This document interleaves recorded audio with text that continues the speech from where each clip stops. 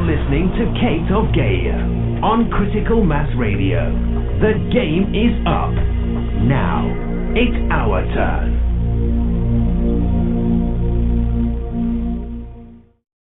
Hey, good evening. Welcome to Outside the Box here Tuesday evening on 2 for Tuesdays, second edition of Outside the Box today.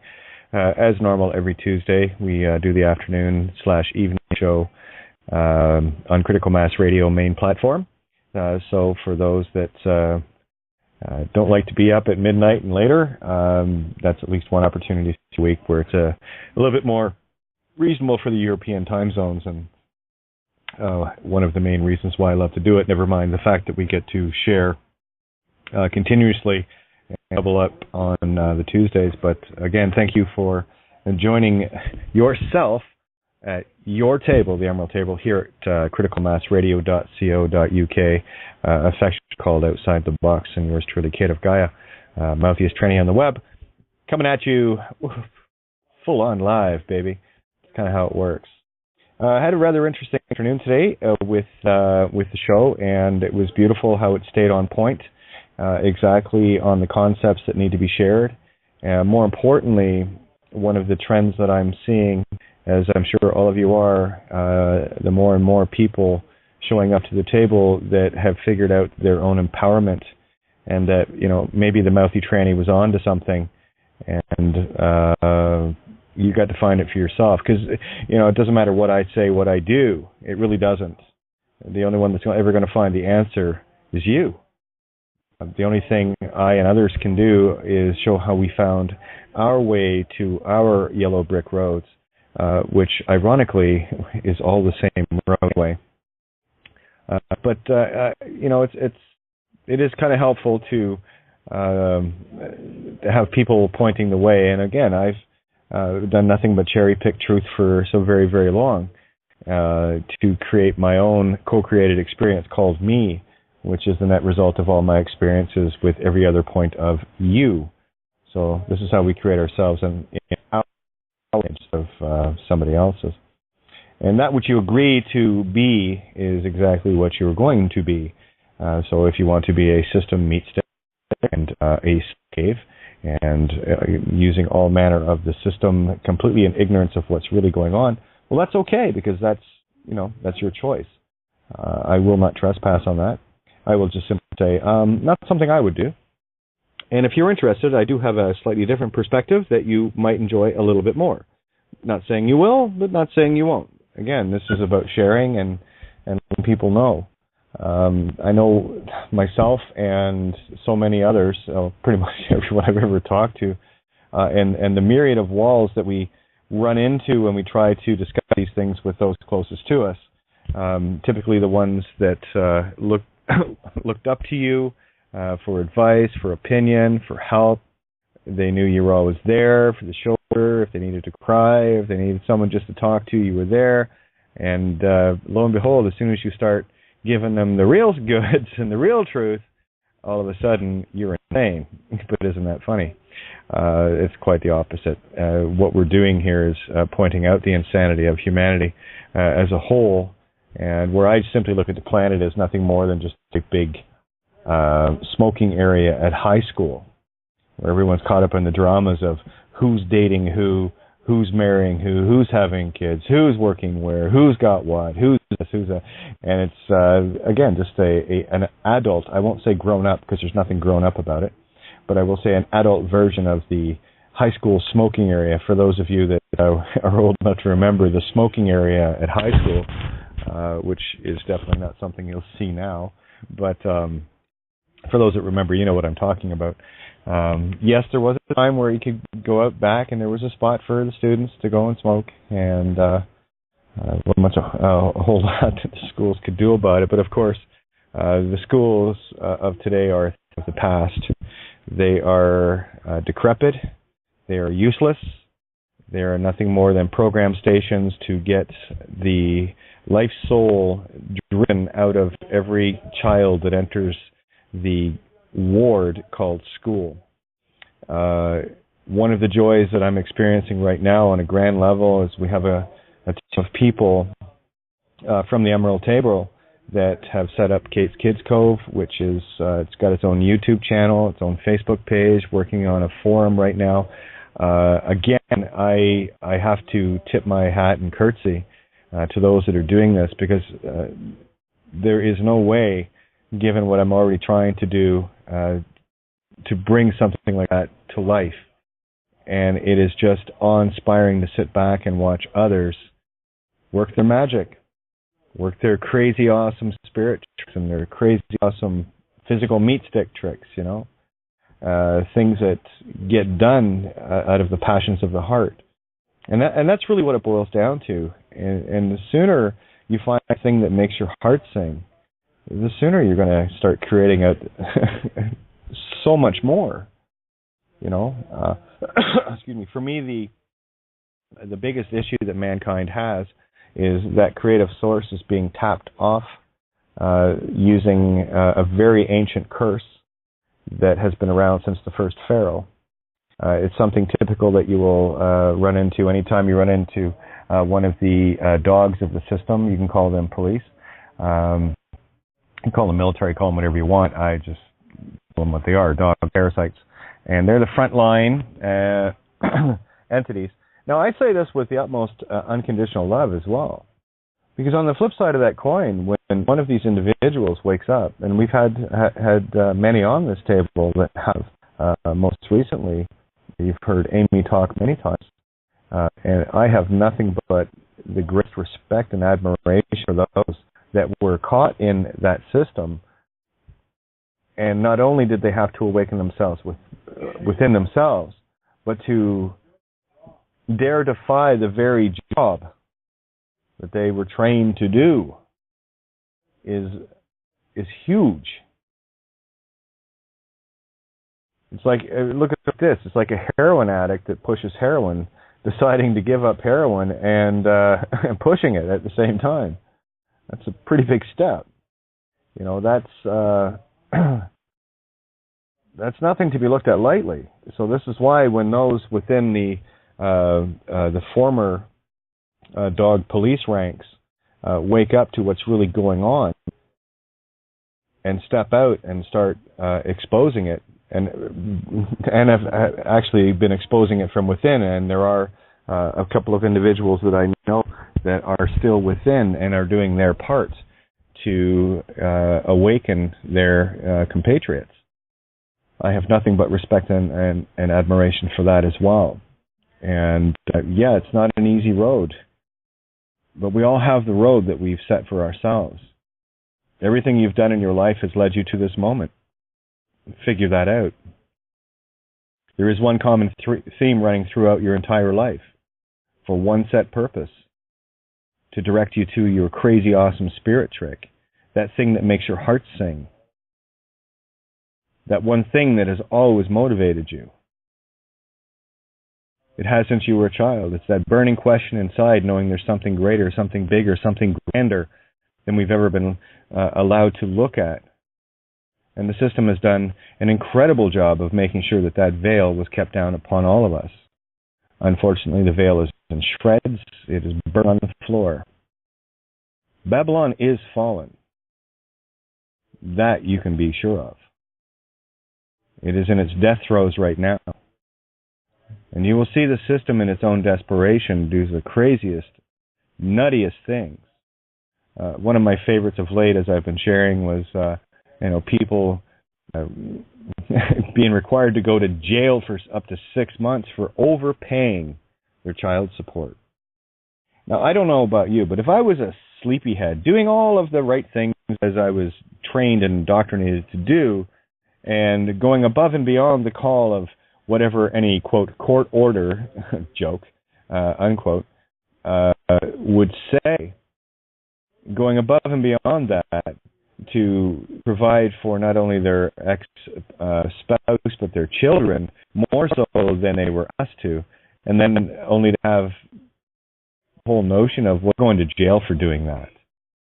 If that's not a big bitch slap, wake-up call, crack up some of the universe called your brain with a baseball bat, I don't know what is. If that's not going to stop anyone to ask the question of what's going on here, I honestly don't know what it's going to take. But there you go, getting penalized. There's that penal eyes. I love it, you know. One-eyed trouser snake. Yeah, getting penalized for doing the right things. It's beyond a joke. It really is. And there are many other examples of that. There was a post on my Facebook page that I do want to clarify and bring into the light as soon as my computer decides to click here. Speaking of computers, Boran, your computer has cleared customs, and it should be there for you tomorrow. And I'm looking forward to Superman and the learning platform, and I can, oh yeah, it's going to be fun. Anyway, so I don't know. I think I'm more excited about it than Borean is. It's just, honestly, guys, to be in such a position for so long of having people pick you clean, not only of your mind, but of the things that are near and dear to you, picking your pockets, picking your purse, literally stealing your animals, abandoning, and to be able to turn around and say, and of course, a great big thank you to JC for allowing me to be a conduit to flow. It is beyond joyful being able to help others. Again, where I used to, at this kind of a level, you know, I was crazy that way. That was kind of what I did. You know, I like surprising people, just to see the smiles on their faces. So honestly, I don't know who's more excited here, me or you, but that's good either way because it's a win-win, huh? But anyway, that should get to you by tomorrow, and not without its fun moments, to be sure. But getting down to this, there was something that was posted earlier, and I do want to clarify this. And I left it on my page due only to the comments that were coming in on it from people that actually know what it is. But I'm really going to be clamping down on any references to anything in terms of law or legal or common law. It's all bullshit. Okay? Because I don't want anyone to think that because of some common law, cop had to do something. It's got nothing to do with that. It's got everything to do with universal law. So let's step way back from this literal nonsense that's keeping the mind trapped. And by the way, for those that want to post petitions on my site, you will get comments. Oh yeah, everyone jumped on that one right quick. I just wrote things like petite ions are for petite gods. Petitions, petite ions, are for petite gods who like to give their power to those that will destroy them. No thanks. LOL. There we go. And here's the answer. Well, Ms. Kate, that is one way to look at the petition. That's the only way to look at it, David. Sorry to tell you. Well, I too do not believe we need the permissions of a corporate system, nor our public servants. One would hope they would do the correct thing just to make life a little more easy for those having to bear the brunt of an out-of-control legal system. Anyways, thanks for your consideration and your input. Absolutely. And that's exactly what we're doing here, David. We're taking it past what a petition is. We're actually re-empowering the individual. And the power of one, this is the part that people have the hardest time with. The power of one is the power of all. That's you, right? So I'm telling you, this whole, how badly we've been beaten down in ignorance and our power veiled is getting funnier by the day as more and more of it reveals itself to me. So there's if you're going to do the concept of a petition, well, that's just the easiest way to do that is just simply get a group of people together to discuss it. But remember, all things legal are all things fiction. So a petition is actually empowering the legal concept. It's actually empowering that which you're trying to destroy. And this is the subtle fine line that people have a hard time grasping and seeing. But anything that you're doing that resembles the system is empowering the system. And it doesn't matter what it is. That's why I'm so very careful with terminologies that I use. What was it brought up last night? Something about necessity, private necessity. While that can be misconstrued as a legal term, the concept behind it is simply whatever you need. No one can deny you what you need in order to live or survive. Right? So there you go. But again, that's why, excuse me, I'll leave posts like that just to illustrate the difference. And David, by no means is it a poke at you or anybody for that. Again, this is just an objective observation, just to make sure that people are mindful of if you are working within a legal construct mentality, and that's what a petition is. That is a group of people sending it to a politician or the like. That is within the system, and it is powering within the system, and everyone that signs that petition is giving away their power, literally. So that's why I don't deal with your concept and what you're doing. I totally agree with. Let's shift the gears a little bit. Just get people to know who they are. God is light. You're light. You're gods. Yeah, that works. Okay, that works for me. Right? Beautiful. Nice steamroller. Thanks, Star. That's beautiful. It's got a pink steamroller with rainbows on it and everything. It's got Kate written on the side. That's funny. What was that post from? Oh, that was the Kate doesn't give a shit. Sarah, that was awesome. Changed up the Ted or whatever the kid's name was with the balloon. You guys are awesome. And my favorite right now is the Smoticon. That's the big like button with the little white character and the giant hammer swinging down to hit like. That means you really like it. Well, they don't have a love button on Facebook, so that really fills that emptiness that is required. Now, I just want to get down to this one post here. And again, this is not about people and who's posting and whatever. I don't particularly care. Actually, I don't care at all.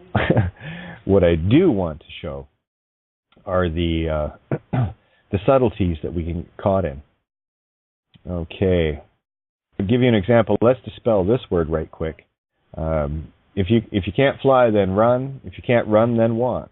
If you can't walk, then crawl. But whatever you do, you have to keep moving forward. Okay, well, let's just dispel the for ward, which is for imprisonment. Hospital ward, prison ward, city district ward, that kind of thing. So let's take that W out and put an O in for creation, and take that D out and put a beautiful T in there instead of a mirror or a reverse spirit breath upside down and backwards. So what we have then is for art, for creation. Let's move for creation. Let's do that instead. That works for me. All right. Carrying on here. I'll get to it. Don't worry, guys. Oh, here it is. The headline was, a policeman bows to common law. Policemen don't bow to common law. That's an illusion. Yeah, I played that game 3.5 years ago. But policemen and everybody in the system doesn't bow to common law. Not in the literal sense that people think of it. What they are bowing to is the with me law. Com, with, for or against, right? Com. And mon, French for me or mine. So that's what common law is. It's with my law. That's what the policemen are bowing to. And when you know who you are, and that you are not a legal name in any way, shape, form whatsoever, never have been, and you've been duped into thinking that you are, when you get that notion that you are not that, then you are now standing in the true common law, the with me law. That's where the shields go up, boys and girls, and this is where you start to experience really cool things. And it's like any good bow and arrow truth set. You get a brand new bow and arrow truth set. You will be, there's no point in having it without being able to take those little arrows of truth and testing it out on your bullseyes with little interactions that you may have with the Goonies. For example, going back to my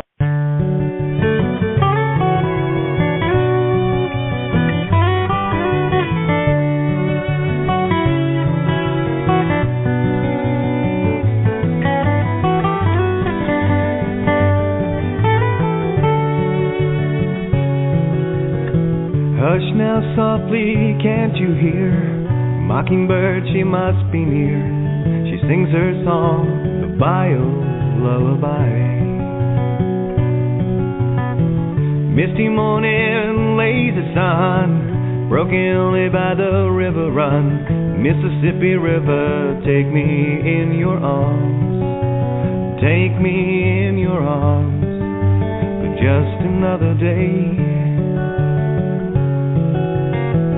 Floating by, I can clearly see Baton Rouge to eternity, New Orleans backwards into time. The Delta blues are more than song, broken dreams long lost and gone like a cotton field, laying falling by the wind. But that's the way it is, that's the way it is. Wouldn't want it any other way.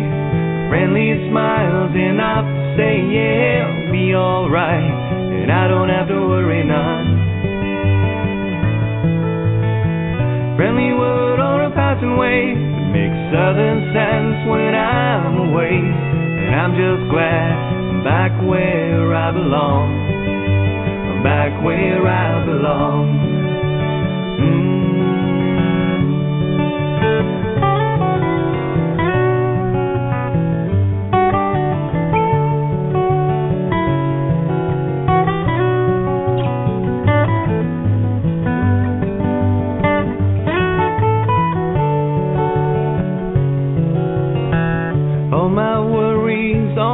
Fears up and leave me, they just disappear. Like so much nothing, so much for taking time.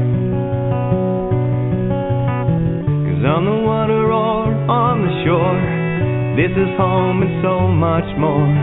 Old man river, take me in your arms. Take me in your arms. I'm home sweet home again. Wouldn't want it any other way. Friendly smiles enough to say, yeah, it'll be alright, and I don't have to worry none. Friendly word or a passing wave that makes southern sense when I'm away, and I'm just glad I'm back where I belong. I'm back where I belong. Hush now softly, can't you hear? The mockingbird, she must be near. She sings her song, the bio lullaby.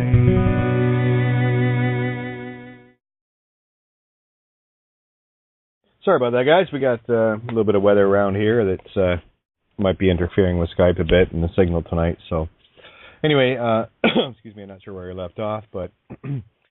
well, specifically, but where I was going was that Babylon is Fallen video in English is, I got to tell you, it had the same impact on me as the Judge Bows to Sovereign video did. And, well, I was in the Judge Bows one, so to give you an idea, I just sat there with my jaw dropped because Maria has done an outstanding job of using rhythms and whatnot to just keep you riveted to it, and it really conveys the energy that and the seriousness of what that actual 7-minute video was all about. So what I was going to do is, Maria, if you get an opportunity, I'd love to chat with you regarding doing the exact same video with other languages of Babylon is Fallen writings, because we've got people contacting us now. Well, we have for a while, but we're talking, just got contacted regarding Slovenian, so that takes care of some Slavics. We have German, we have Italian, Spanish, Danish, Dutch, Norwegian, Swedish, Portuguese, and there are others. This is the power that we're wielding now. And the joy of that document, Babylon is Fallen, it's a universal truth that works across the planet. Doesn't matter what language. All the people need to know is the concept behind it, because the truth of the matter is, if the country that is registered to United Nations, Crown-owned, has a court in it, which it does, it is part of the court system. And I don't care what the birth certificates look like. I don't care what any of the documentation looks like. It all comes back to the one thing and the one thing only, the name and the curse attached to an armor palette that allows others, the dead entities, to suck the life right out of you to keep them alive. So I just like to urge people to stop feeding the parasites, and it's as simple as making a choice of, oh, I'm not a legal name. That's as tough as it gets. And from there, you take your walk, to whatever level you can handle. This is not a scary thing, guys. You just got to get the concept.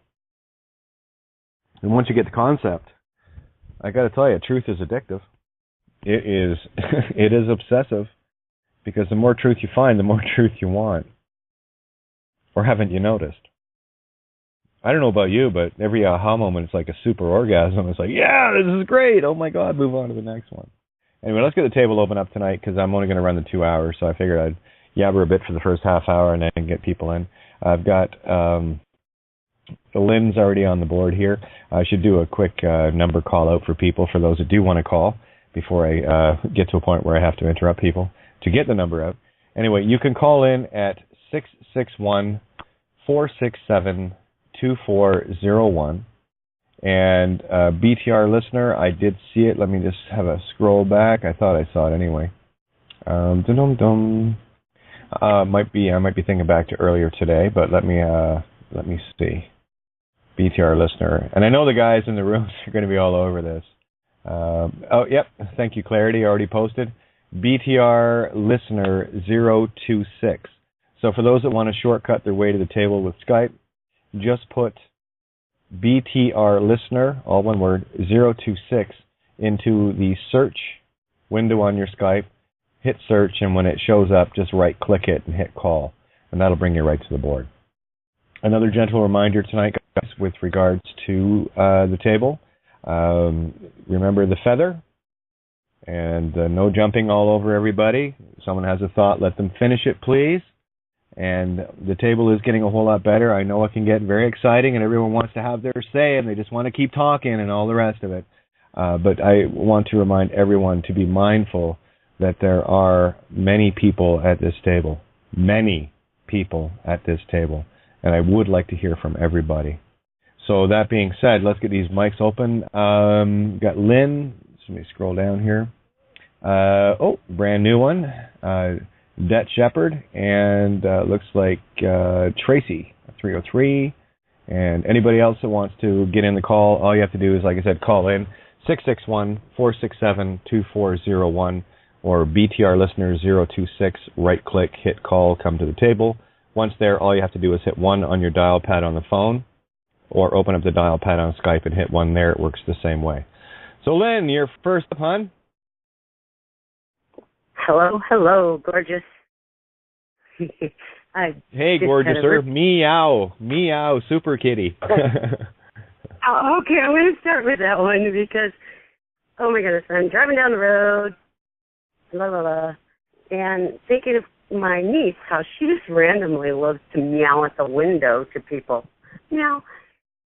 And I thought on the flip side, she's calling everybody pussies. So pretty much. Yeah, needless to say, I had to meow out the window a couple of times. And so it's been a silly afternoon. I do believe that the 0 card, the Fool, indicating the end of a journey and the beginning of another, would totally agree that, yes, Babylon has fallen. So that's pretty exciting. We had we had a verification of that today as well. That was Buddy that designed the alien creature in the movie Alien. He died at the age of 74. There's duality, 11.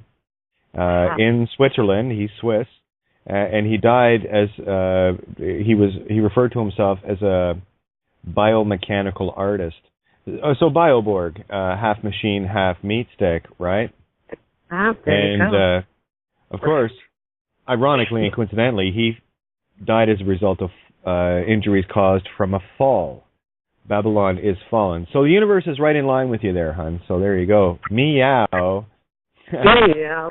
For sure. Feathers mean a lot to me. I have a sentimental attachment to them, as well as reminding me of all things spiritual.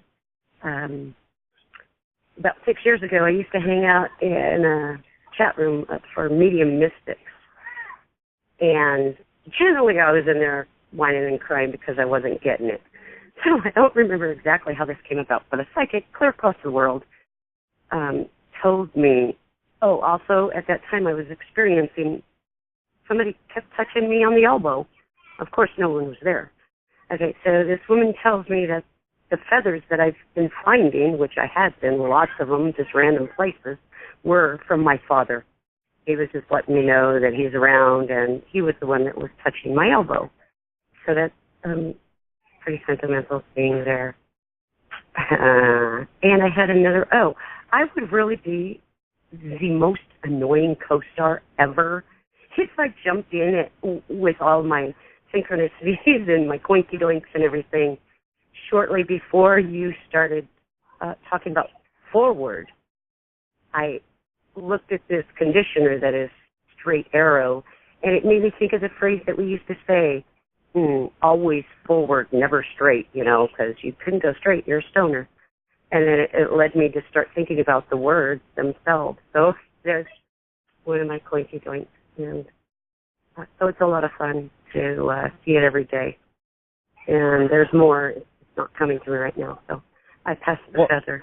Okay. Absolutely. No, thank you. And that's the point. When you're paying attention, you get all sorts of these feathers and synchronicities and coincidences happening every day. It's all you have to do is decide to be in the now and have a look. So I'm going to be in the now and see what the universe is telling me. And when you get in this mind, everything that's around you is perfect and real and matters completely. It's up to you to see what it's trying to tell you. And if you see things, that can't be. Oh no, that can't be. That's because it is. So turn off the doubting Piscean age and move into Aquarius of, I know what that means. And you feel a whole lot better about everything. So there you go. Det Shepherd, you're in here, hon. And I've got Data Wiggy, your mic's open. And Wendy, your mic is open as well. So we're just going down the list here. In order, we have Det Shepherd, and then Tracy, and then Data, and then Wendy. Hey, Greg calling from Tennessee. Greg, how are you? I'm good. Just interesting, you kind of put me into the mindset. I've been listening for a while, just about this whole 3D illusion that we sort of have to swim through and deal with. I just happened to be glancing over at the ads over on Blog Talk, and they're pretty thick. They get thicker every month.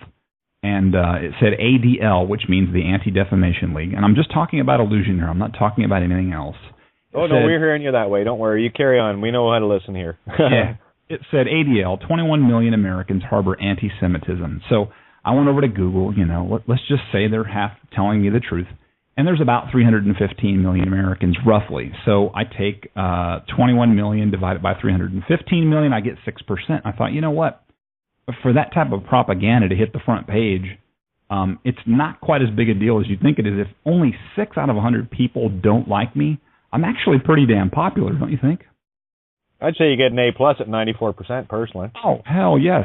If 94% of the people in the world like me, I'm not losing any sleep. But it brought me, when I was listening to you talk, it brought me to this illusion where we listen to these words and we go, oh my goodness, anti-Semitism, and we get all fired up and we do crazy things, or the world does crazy things. But I just want to say thank you for the sober tone and the unapologetic, the way that you just say things, because I think one of the things that I run into the most is, in terms of illusion, is religion. And it's amazing how people guard that thing like a bulldog that hasn't eaten for 2 weeks. I mean, they just won't let go of that thing.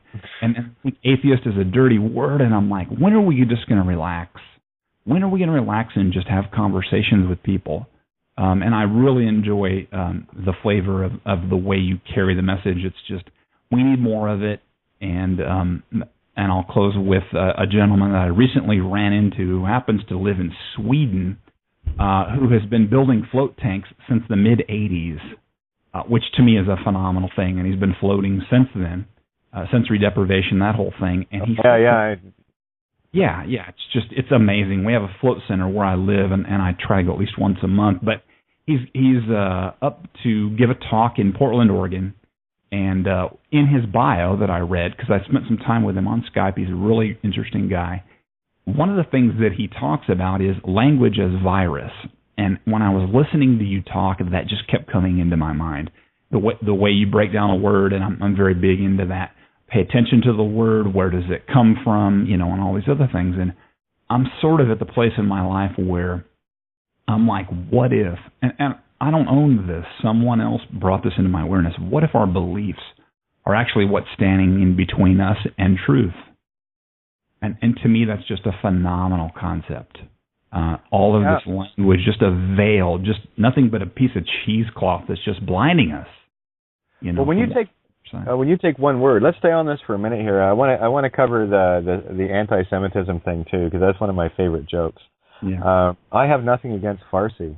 I have nothing against Hebrew. I have nothing against Aramaic, Arabic, any of these Semitic languages. Semitism is a language. It's not a culture. And there are, I think, 15 languages or 16 languages that are defined in the Semitic languages. So look at how retarded that is. When someone says, you're an anti-Semite, I said, no, I happen to enjoy listening to someone speak Farsi. It's quite a musical language, don't you think? And they go, what? Look up the word Semitic and understand that it actually refers to a language, not someone who is claiming to be Jewish. It's got nothing to do with Jews in particular. And that's even all wrong anyway. But Hebrew is one of the Semitic languages, alongside Farsi and Arabic and the rest of the other Muslim tongues. Isn't that funny? So if you're anti-Semite, then you're saying that you're anti-Muslim, more so than anti-Jew. So that's how the propaganda works against itself. But let's go back to the word thing, because the concept is exactly what you were saying is the important thing to get. Let's take the word bear, B-E-A-R, like the animal, okay? Or to bear arms, to carry something. So that is one sound with 4 letters. Now, I can take the E-A-R part of it and pronounce it ear, because I have 2 of them, okay? Now, if I put the B in front of it, now this is where the sounds are hidden within the sigils. Pay attention to this. This is very subtle. If I can pronounce B-E-A-R as bear with those same 4 letters, I can also say beer. But when I say beer, you get an entirely different concept. But that sound is also encased within the sigils. So when you say bear, you mean every sound that is encased in it. This is why you have to divide and conquer the word. And once you divide and conquer the word and neutralize it, it's where your intent comes out. And just by sharing what I did there, that is changing the entire concept of every word you will ever speak again from this point forward, knowing that there is a hidden sound within the same spelling. Yeah, instead of divide and conquer the world, divide and conquer the word. I think that's very important. Yes, you become the master of the divide and conquer, of the thing that's been dividing and conquering you. So let's stick with the sound of bear for a minute. We can also spell that B-A-R-E, which A-R-E can be pronounced R. So now we have bar. And we also tie in with the word, there's another tie-in to the Bar Society, if you will, the British Accredited Registry, because it's the same sound. Doesn't matter how you spell it, because I don't know about you, but I haven't been writing everything down that I've been saying to you, and I'm sure you haven't been doing the same with me. So there's a lot of assumption and presumption based on common speaking habit going on here, where you and I know what we're saying to each other. We don't need to spell it out, because we're not trying to, deceive each other, where the courts that are based in Phoenician law are doing this. There is the intent to deceive based on the sound of the word.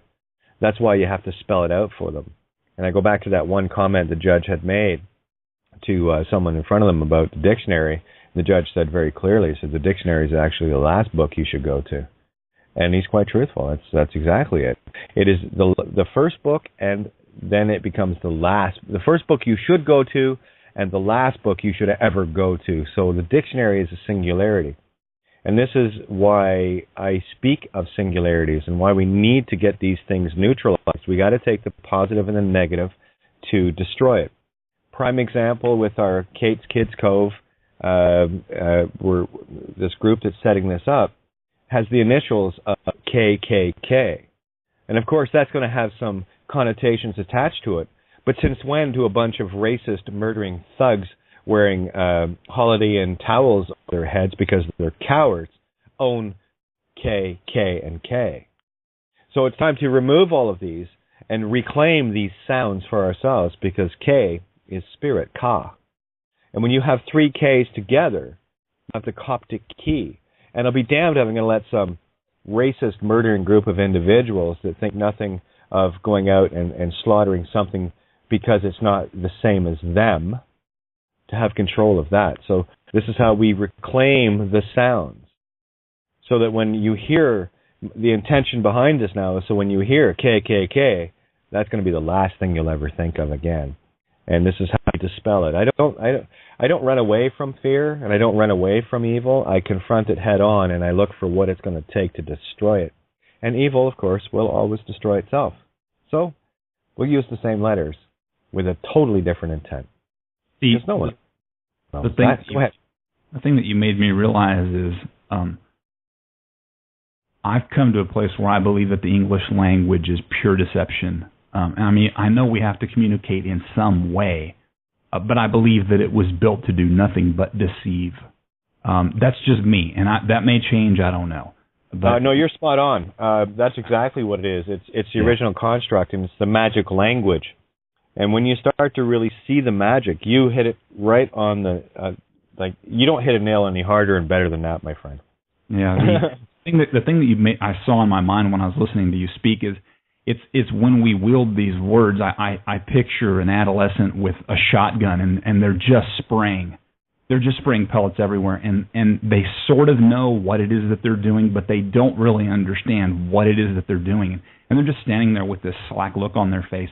Well, yeah, I understand. This is a really powerful thing that I can use, but I'm not really concerned about the damage that it does. I'm just going to continue to pump and pull the trigger, and that's kind of how I see the English language. It's just, one word sounds the same, but it means 5 different things. That's pure deception. No wonder we're so confused. And that's why we have to be conscious of our intent. Exactly. Yeah. And the words, remember this, guys, and this is one of the things when I'm sitting listening to people go on and on, I don't care where I am, but when I hear people discuss, they have no idea what they're doing, because sound creates everything, and if someone controls and owns the intent behind that sound, what are you doing? Well, just like you were saying there, you're pumping Uzi rounds out of your face constantly, destroying the things around you. You don't know you're doing this. Yeah. By being in agreement with it. So yeah, there's another. I'm going to go frame in a house with you any day of the week. You sink the nail on the first hit. Love it. Thanks for opening up the mic. I really appreciate it. Oh, hey, that's what this table's for. So and all the mics are open, guys. So have at her now. I'm good. It's what you put in. It's what you put into the bubble. I would like to jump in. Good evening, all. Oh, Randy. Is that Randy? Yeah. Brother Steve. Oh, Steve, yeah. Oh, good evening. I just had a quick follow-up with Greg, was it, from Tennessee? Yeah. Oh, yeah. How'd that go? Yeah. Well, I was just listening to what he was saying about words and language, and I just, he's right when language is just used to divide. I look at it as just 2 syllables, lane, gauge, and a gauge is something that is used to gauge thickness, depth, perception, gauge of amount of usage. It's just a way to segment things into categories, and that's why we use language, just a gauge to segregate thought patterns. Well, yeah, and to add even on top of that, again, the word language comes from 2 French words, langage, which is tongue pledge. So it fits in exactly with the gauge aspect as well. And again, the more pressure you put into something, the higher the gauge is going to read, or the higher the pledge is going to be. So the more agreement you have within the langage, the tongue pledge, the more pressure you're putting in, and that gauge is going to blow. But it's not going to blow in your favor. That's the problem. So great point there, Steve. Well, it blows in your favor, Kate, when they're in front of you spewing their truth at you, and you're standing there in an inner state of inner peace, centered, just observing, going, holy cow. Should I stop you, or should I just run away so I can't hear you and join in your incantation? It's a choice. And you're right. It is the wedge as well. The wedge. For sure it is. You know Divide and conquer. Yep. Yeah. I mean, you get full choice on which words you use. Which ones you've been programmed and have experienced and learned for yourself or come to recognize as something important or run in your head. It's entirely up to you. The language has nothing wrong with it. The occupiers of its frequency, or the producers of this frequency, they may have something wrong. People say, the world's crazy. I say, no, the people are. The world will be just fine. May I grab the feather for a moment? Thank you. Go ahead. I just wanted to say that I dreamed for 3 hours last night on one word because of I won't be able, I can spell it, but I can't say it, KY, the document, PDF. The Kybalion. That you recommended? Thank you. Kybalion. I dreamed on, thank you. I was going to say, let me spell it for people and then carry on. KYBALION. For those wanting to find that. So I think I got through almost to the third law, and I fell asleep, and I dreamed for 3 hours on one word, and the word was FORE, F-O-R-E, and it took me to 3 hours of what that meant. So every time I went through my whole life, both physical and spiritual, and every time I heard the word FORE, you can use it different ways, F-O-R, F-O-R-E, the number. And I really knew what it meant. It meant before. That's what it meant. It was already pre-planned, and I saw the shit. And I really understood how, I remember Abraham Lincoln. I remembered everything when that word was used. And I understood, and it's hard to describe a dream, but just that what you gave us, that document to read, and it took me 3 hours on one word, which was awesome. And also, I just wanted to say I loved everybody last night, all the new people, so I'm going to mute out so all the new people can come in. And also, I want to say I love you, White, and White can have her own show. That's pretty much all I want to say. I'm looking forward to it. I can see her operating the helm, and I'm just going to sit back, and there you go. Yeah. Who says she can't run a show? It's bullshit. Yes, she can. Oh, I would like to throw on the table. I did put it on your Facebook page on the Emerald Table. Perhaps we can get White and Wayne a computer, just like we got Borean, so that they both can communicate. Sounds like a plan. Done. Yep, sounds like a plan. Okay. Hey, what's up? Oh, hello, Richie. How are you? All right. Hey, can I grab the feather real quick? Sure. All right. I got the white owl feather. Darren, man, I love hearing you, brother. I love hearing you. Language, man. Right? And this is the thing. Each word is our own intent. You spot on. You smashed it. It's the intent. Because for me, a lane is something like the road. It's a lane. I drive down it. Right? And I gauge that lane with my consciousness.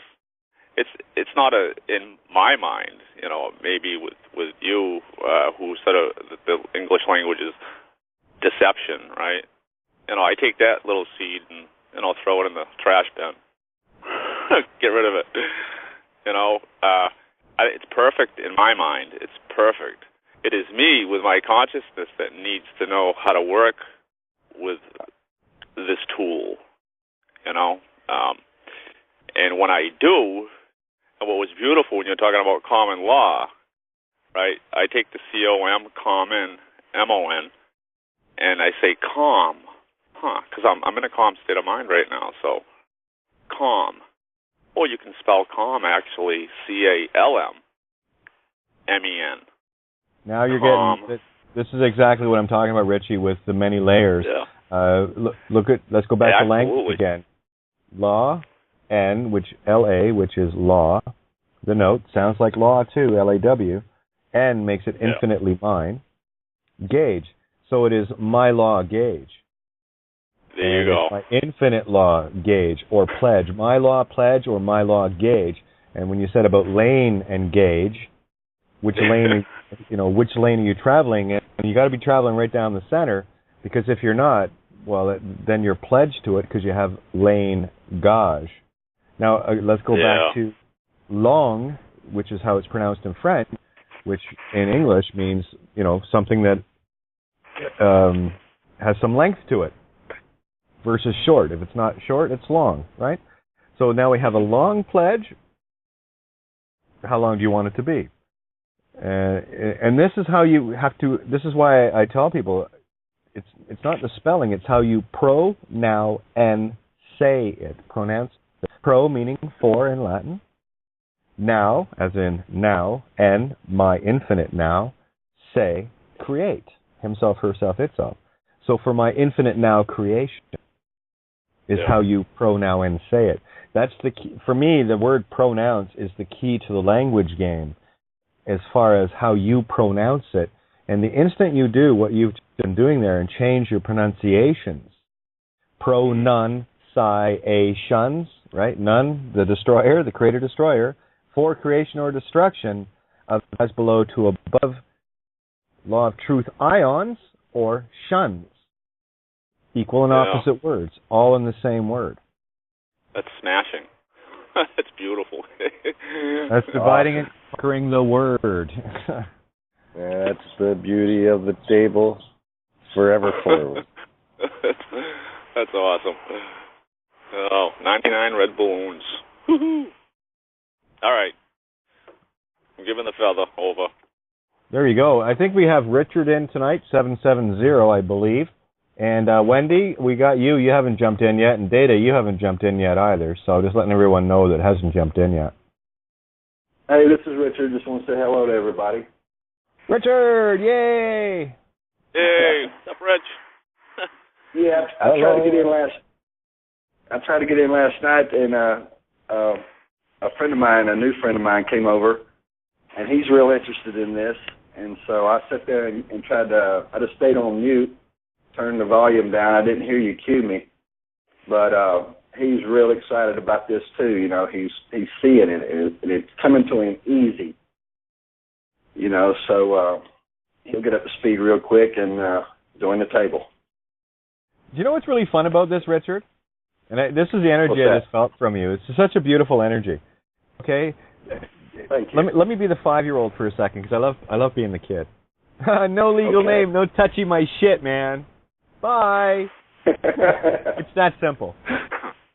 Bye. You can't say anything because you need the name and you need me to be there, and then assume and presume, take that. You know what assumption is? Yeah, it makes an ass out of you, not me.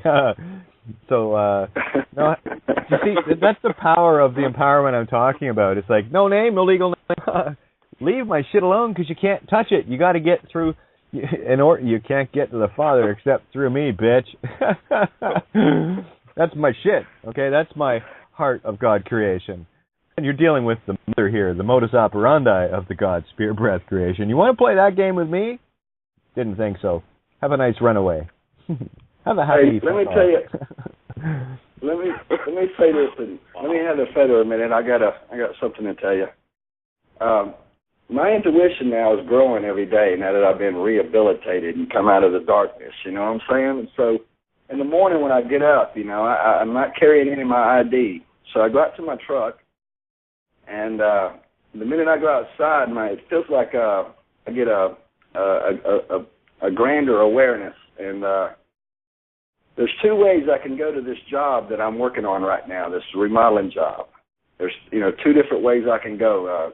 Spreads out over a 5-mile block there. I could probably go left and get there, and then I can go right and get there.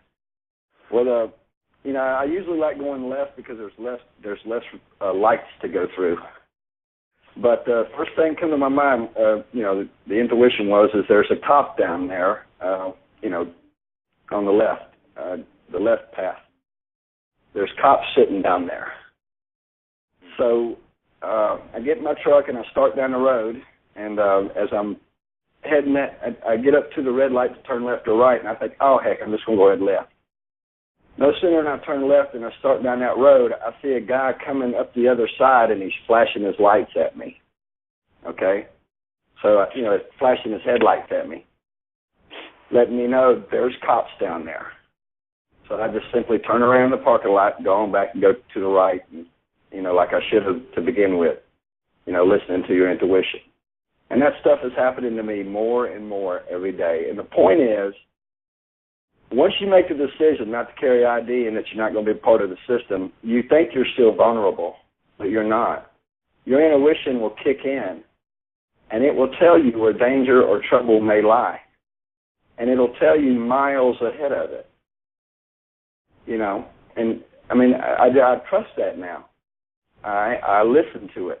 Of course, this morning I not necessarily took the advice off the bat, but then I got reassurance as I was coming up the road that, yeah, there's cops down there. Here's a guy that just went through the roadblock, and he's coming through flashing his lights. So I just simply turned around and went back the other way, and, there you go. It's amazing when you start trusting yourself, isn't it? Yeah, it's happening more and more now. It gets profound. You start sensing these things miles off. But I tell you, once you get enough of that energy coming at you, it's beautiful, because it doesn't matter what is in your universe around you. When you're in that 0 point, it's like it happened to me the other day on Saturday. Here I am. Of course, right at the same place where I ran 3 of them off before, back in March. I pull in a spot right across, directly across. This guy, all he had to do was look out his window, and there's my dead plate on the back of the car, just glaring at him, right? And no sooner do I get out of the car, hook up with Vicky to go in, big smile on my face, and I said, this is fun. I get inside, and remember, this guy had been parked there at the stop sign. That's what they do. They do that, monitor people coming through running the stop sign there. The typical traps I like to have. It's completely visible, but anyway, it's just that whole intimidation thing, of which I laugh at. But in order for him to drive by the way he did, it means by the time I got from the car inside, which is about 15 paces, to order coffee, I'm looking out the window, and he's already driving the other way. So that means no sooner I get in my car that he literally pulled up. I wasn't bothered to look. I don't care. I know they have to run. So he had to go up the street a bit to turn around and come down. So it was instantaneous, and this is the effect you start having when you climb beyond. Like what you're talking about, Richard, is very powerful, and people need to pay attention to this. When you get that gut instinct, trust it. Absolutely trust it. And then the more you learn to trust that shield goes up, and then you won't even have to worry about trusting it, because you're just parting the Red Sea everywhere you go anyway. So well done. Yeah, in that moment, I got one you more. feel it. I got one more real quick. I was in the Sherwin-Williams store picking up a gallon of paint. The process is nothing new to me, but the only reason why I was in there is because it was convenient. Usually I go to Home Depot or Lowe's to buy paint. Anyway, so they're matching my paint, and of course they come to the counter and start, wanting to ask for information. They start tapping into their community, your personal information. They start saying, have you got an account? And I said, no. And they said, what's your name? And I said, I'll just pay cash. And they said, oh, okay, well, then give us your phone number. And I stopped them, and there was probably 4 people behind the counter. There was 4 people behind the counter, and there was probably 6 people in the store. Several of them standing right there at the counter waiting, right there at me. So everybody was hearing it. I said, I don't want to give you my name or my number, and I don't have an account with you. I just want to give you cash for paint, equal consideration here, okay? Dollar for dollar exchange. That's all I'm interested in. And they said, well, we can do that, but it'll cost you $60 for a gallon of paint. And I said, now, hold on. And I start talking a little louder because I want people to hear me at this point.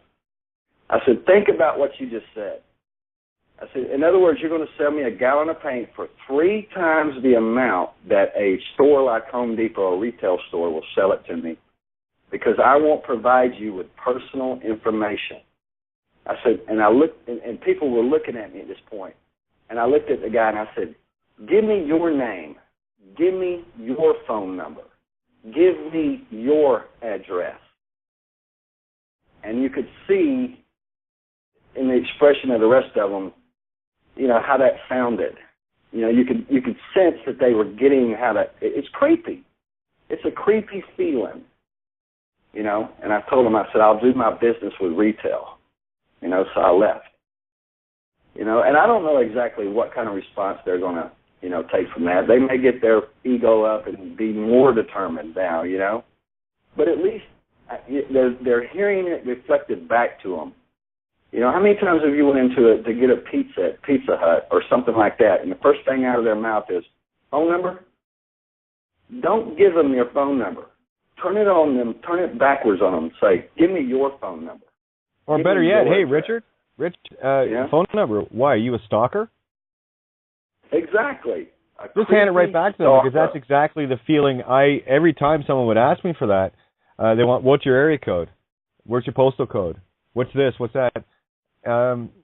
Yeah, turn it around on them and said, "We'll tell you what. I'll share that information with you once you give me your name, address, and all the pertinent information, so that if I give you this information, I know who to come to that leaked it."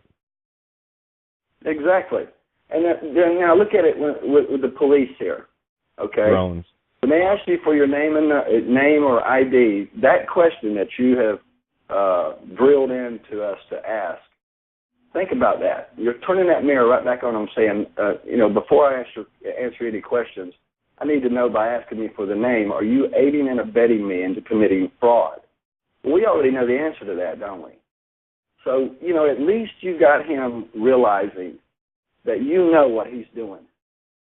Now, at that point, I bet he wonders, you know, is this guy capable of coming after my bond?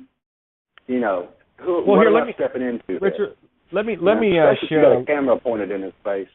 Well, let me share something a little literal for you, right out of the Police Officer's Handbook. Shall I? Go ahead. This is something that's standard throughout every force, and it is farce actually, like on this planet. And of course, I covered this a while back, but I'm going to bring it up again because this is exactly what we're talking about here. And every cop knows this. Now remember, cops are trained to lie. They are trained to deceive, to get anyone in any way, shape, or form into committing a joinder to a legal name, because once that happens, they are under the curse the werewolves can attack in full universal honor. Best keep that to yourself. But here it is. Number 21, go figure, 777. Refusal of citizen, which is a joke all by itself, to identify itself. It says right here in their book, and again, remember what common law really means. The common law does not require a citizen to identify himself or carry identification of any sort. Therefore, while it may be the mark of a good citizen, slave, to identify himself when asked to do so, a police officer must not use force to compel someone to identify himself when he refuses. Sort of like pick your pockets and stick their hands in your crotch like they've done to me. Okay? Must not use force to compel someone to identify himself when he refuses.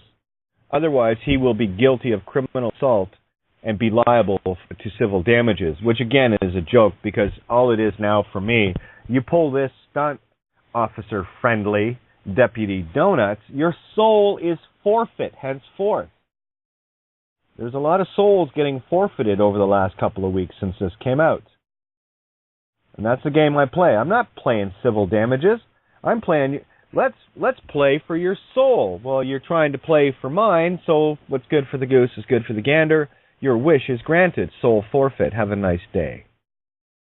And one last thing. Do not answer their questions, okay? When you do, you put yourself in a slave position. Always return a question with a question, and keep it simple. Keep repeating that. are you aiding and abetting me into committing fraud? Because you know the answer. Go? Yeah. And Richard, right. what you're saying, you gave me two questions. What Richard is saying is critical. The only thing I will add to it is the only question you should ever ask any of these Goonies is one that you know the answer to.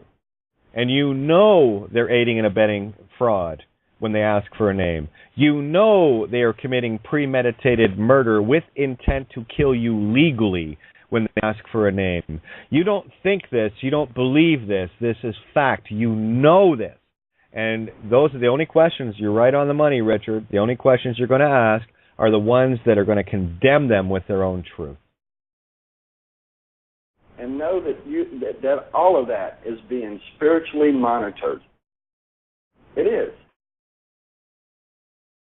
That's where I play. I can attest to that. That's where I play, boys and girls. I don't play in the physical realm. Because what Richard just said there is perfect. And Steve, yeah, carry on.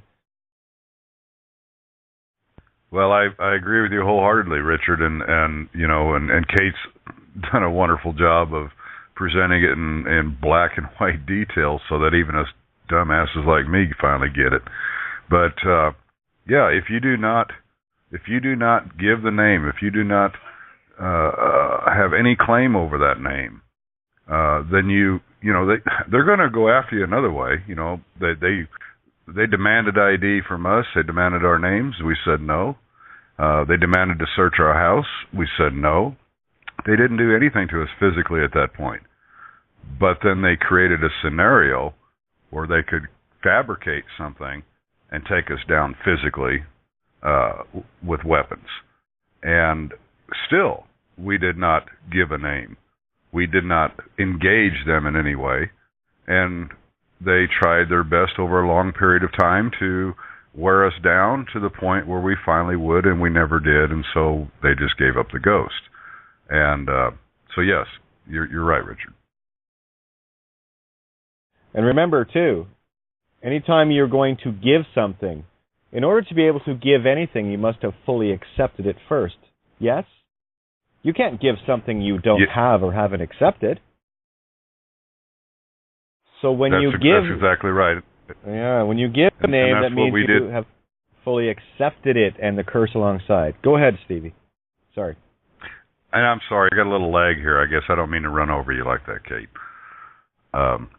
Anyhow, and like you all know, I said the other night, you know, after a lengthy period of time, we decided together, my wife and I, to give something for something in return, and we decided to make that contract and end it, and on our terms, and we did. And as Kate so graciously put the other night, it sealed their fate, and they know that. That's exactly it. You want to play the devil's game, then you are the devil's game. And yeah, that was a beautiful ending to a very long, drawn out 2-year affair. Like I said the other night, we had many colorful conversations around this, and it just on that alone, Steve. I mean, you and I, we covered a lot of ground, and I will tell you, it was things like that and other things that only reinforced in me even stronger the position that I was in. And I wasn't popular with a lot of people. I'm still not popular with a lot of people right now, but that's okay too. Because that's just not an easy thing to do, guys. But it is simple. It's very simple. All right, who's playing guitar in the background? Okay, must have someone on hold here. I just opened up 905. I'm going to try to see which one it is. And yeah, it was 905. And area code 718. You're in the call, my friend. And Wendy, you haven't piped in yet. And Data, you haven't piped in yet either. So just letting you guys know. Hello. Hey, Wendy. Hello. It's Dave. Yeah. And do you hear me? Loud and clear. Now, just a little bit here. Data, you're in Holland area, Europe anyway, and Wendy's in Australia. So there is a 2 or 3 second sound delay. So when you're done, Data, Wendy, I'm going to get you to jump in because I got to tell you that the ones down under have a disadvantage with a real serious time lag. So be persistent, you Aussies, when you want to jump in, okay? Okay, I start now. Hello everyone. I printed 250 bushes today, like there's no tomorrow, that I'm gonna hand out tomorrow and so. And they asked, what you gonna do with all these? And I said, I'm gonna give them to people. And when this song was played, started nearly an hour ago, I felt some kind of shift. Or was it just me that felt that the universe or something shifted? And it's much calmer than it was like before. So I hear you. That shift is happening all the time, Data, and it was a big shift. So I really felt that one. It was like going through a glass or something. And that's. I hand over the feather to next. No, awesome, Data. Yeah, and just to back you up on that, there have been quite a few shifts over the last few days on a very grand scale. And this is why, guys, this system is done. It is eating itself from the inside out. I haven't had a chance to check the garbage can the last couple of days, but I can only imagine how much spinning out is going on. It's freaking awesome to watch. Wendy, the floor is yours, hon. Hi, love. Not much to say. Just I've got an appointment in 10 minutes, so I can't really stay. I just want to say wonderful to listen to you all, and I'll watch the show and I'll download it later on and have a good listen. And have a good day, everybody, or evening. Yeah, absolutely. Yeah, you're in the early part of the day in the down under world. Like I said, you guys have the day shift right now. So when we over on this side of the planet decide to bed down, the day shift is covered by those down under, and we take care of it when you guys are in bed. So it's really cool. We got the whole planet covered now. It's awesome. Yeah, you got I had in alignment. I had a visit one of the table members over the weekend. It isn't too often that we get to all meet face to face as yet, but had a friend and his wife who knew of our situation and our upcoming. We were supposed to be in a standing trial yesterday in their courts, and they made the trip over from Georgia to be with us on that occasion.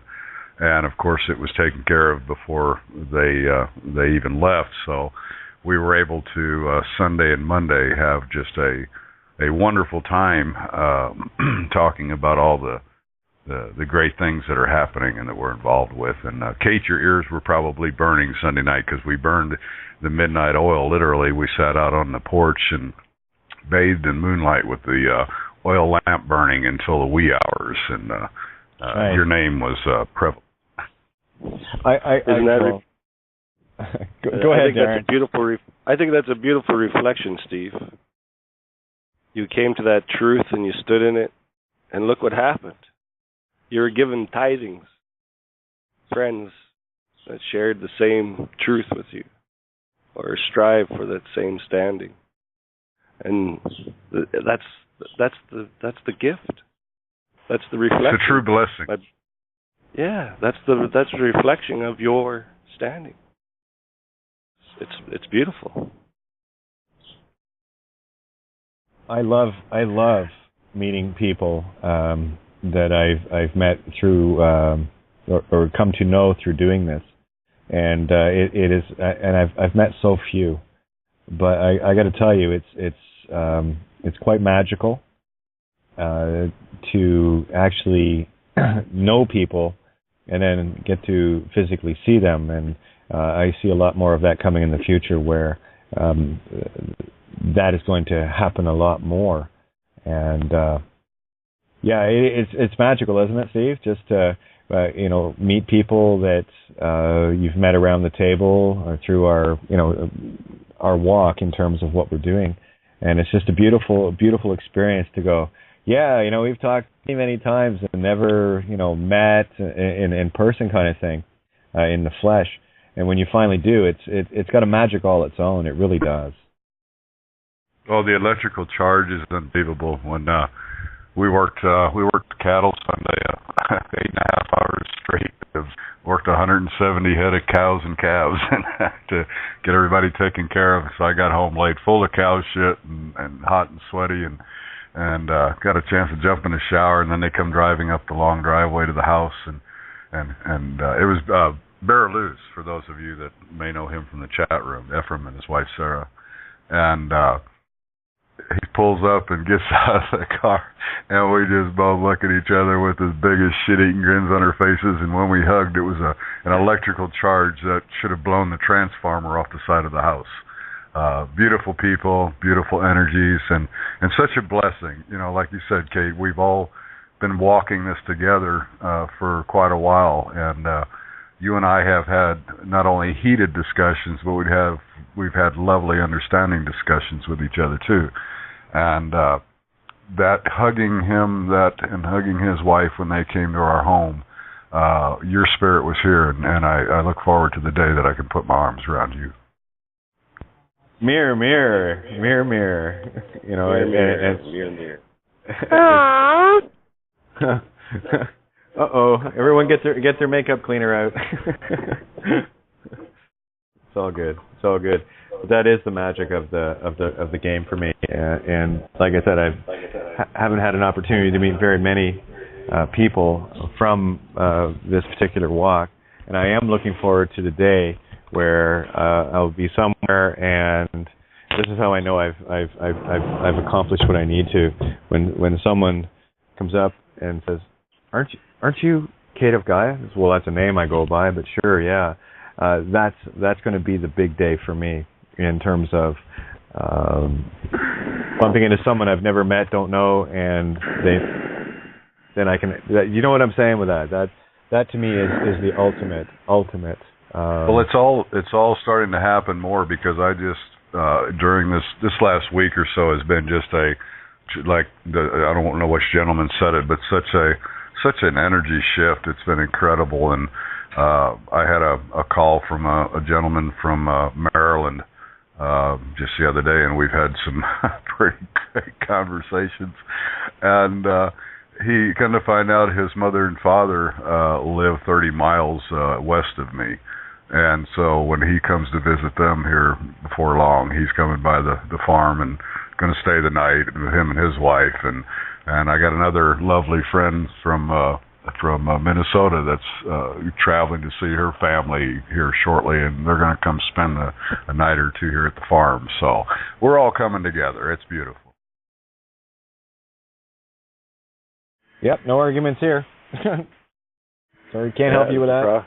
As this is always said, the lion and the bear would come together as one. And it amazing. Is. Hey, Kate. Hey, Trace. Remember the movie? I like the book, The Stand. The which? Remember that book? The Stand by Stephen King. No, I was never a Stephen King fan. I mean, I did watch a few of the things, but I was never really into that genre.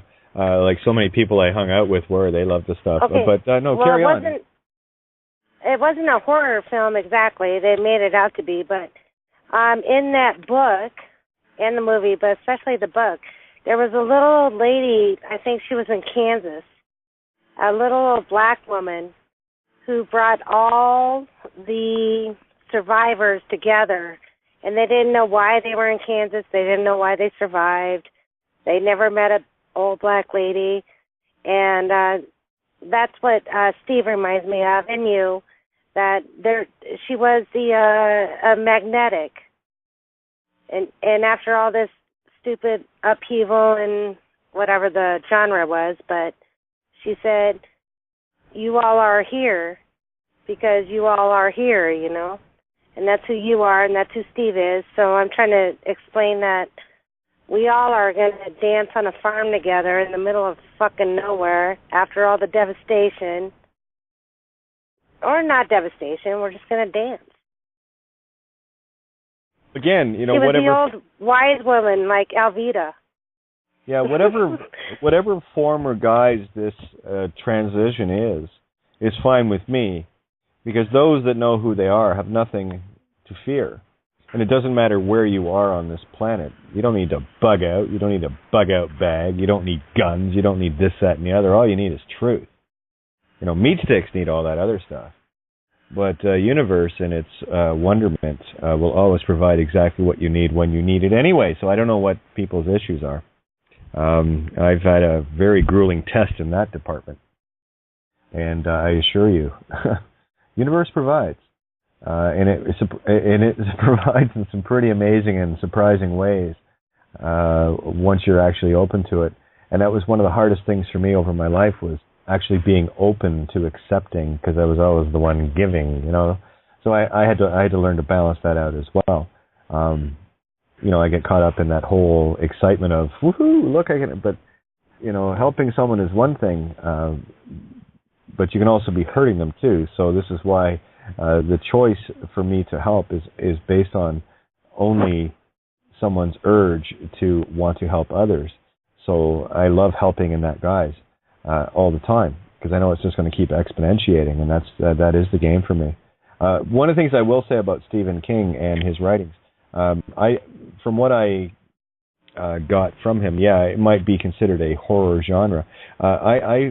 From what I have, I've really only seen the movies and some excerpts from books and whatever, but the overall feeling I got from Stephen King was someone who was putting out some very profound truths in a very, very stark and dark manner to really hit home in the deepest points of psyche in a quite brilliant form of waking up.